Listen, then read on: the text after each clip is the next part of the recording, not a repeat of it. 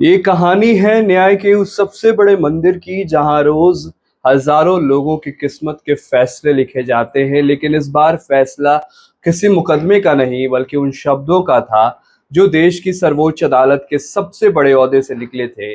भारत के मुख्य न्यायाधीश सीजेआई सूर्यकांत के एक कथित बयान ने देश के गलियारों में, खासकर सोशल मीडिया और युवाओं के बीच, एक अजीब सी बेचैनी और आक्रोश का माहौल बना दिया। मामला सिर्फ कानून की किताबों तक सीमित नहीं था। ये सीधे तौर पर देश के उस युवा वर्ग के आत्मसम्मान से जुड़ गया जो रोजगार की तलाश में दर दर की ठोकरें खा रहा है। हर तरफ एक ही चर्चा थी कि क्या सच में देश के मुख्य न्यायाधीश ने बेरोजगार युवाओं की तुलना कॉकरोच और पैरासाइट्स परजीवों से कर दी है। ये सवाल इतनी तेजी से फैला कि चंद घंटों में इसने एक बड़े विवाद का रूप ले लिया। इस पूरे घटना की शुरुआत 15 मई को सुप्रीम कोर्ट के एक शांत दिखते कोर्ट रूम से हुई थी। रोज की तरह ही वकील अपने फाइलों के साथ तैयार थे और माननीय जज मुकदमों की सुनवाई कर रहे थे।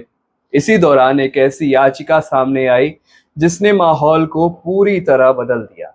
एक वकील ने अदालत में याचिका दायर की थी जिसमें वे दिल्ली हाई कोर्ट को सीनियर एडवोकेट डिजिग्नेशन वकील के दर्जे से जुड़े एक मामले में कुछ निर्देश की मांग कर रहे थे। जैसे ही इस मामले की सुनवाई शुरू हुई, मुख्य न्यायाधीश सूर्यकांत के तेवर कड़े हो गए।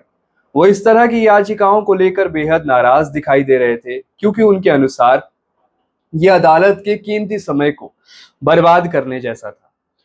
पत्रकार अनंत कृष्णन की रिपोर्ट के मुताबिक इस गर्मा गर्मी के बीच मुख्य न्यायाधीश के मुंह से कुछ ऐसे तीखे शब्द निकले जिन्होंने कोर्ट रूम में मौजूद हर शख्स को हैरान कर दिया। नाराजगी जाहिर करते हुए सीजेआई सूर्यकांत ने याचिकाकर्ता वकील से कहा कि समाज में पहले से ही ऐसे परिजीवी मौजूद हैं जो पूरे सिस्टम पर लगातार हमला करते हैं और अब आप भी उनके साथ हाथ मिलाना चाहते हैं। उन्होंने कानूनी क्षेत्र और समाज के कुछ हिस्सों का जिक्र करते हुए कहा कि कुछ युवा कॉकरोच जैसे होते हैं जिन्हें अपने पेशे में रोजगार नहीं मिलता, जिनके लिए वहां कोई जगह नहीं होती।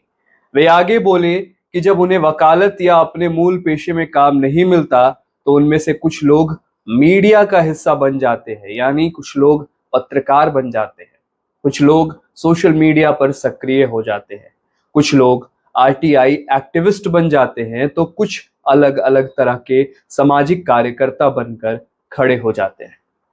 इसके बाद उनका काम सिर्फ एक रह जाता है, सिस्टम के हर व्यक्ति पर हमला करना और अदालत में मानना याचिकाएं दायर करना।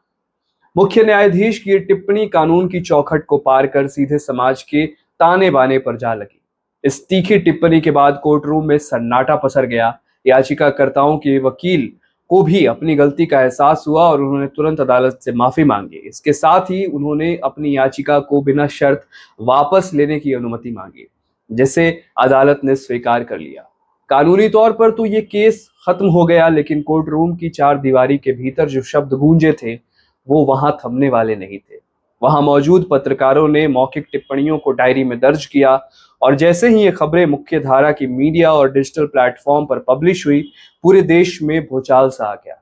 कॉकरोच और पैरासाइट जैसे भारी भरकम और अपमानजनक शब्दों का इस्तेमाल जब देश के युवाओं और एक्टिविस्ट के लिए देखा गया तो लोगों का गुस्सा सातवें आसमान पर पहुंच गया। सोशल मीडिया पर युवाओं, वकीलों और आम नागरिकों के बीच इस बयान के खिलाफ मोर्चा खोल दिया गया। बेरोजगारी से जूझ रहे युवाओं ने इसे अपने घाव पर नमक छिड़कने जैसा माना।